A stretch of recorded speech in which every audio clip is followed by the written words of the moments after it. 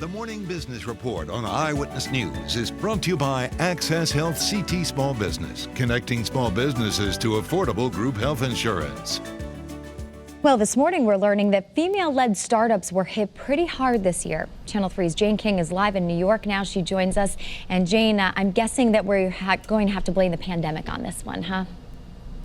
Absolutely. Just like so many things this year, Nicole, but startup fundraising by women-founded companies did lose some ground this year. In fact, down by almost a third compared to last year. So that does end several years of progress in closing what is a very wide gender gap when it comes to fundraising for startup companies. So PitchBook data found many female entrepreneurs put off their plans to start a business this year. That does follow 3 years of gains in the amount of money that went to venture-backed companies led by women. In fact, in 2019, female-founded companies in the U.S. had a record number of deals and raised more money than ever. Well, antacids are now hard to find. Queasy Americans fighting upset stomachs and worries about the pandemic have stocked up on prescription and over-the-counter medications, making them scarce in some parts of the country. In fact, the New York Times reports that Wegmans took the step of limiting shoppers to 2 packages of antacids per trip. And AT&T CEO defends a plan to release new movies on HBO Max. So you remember that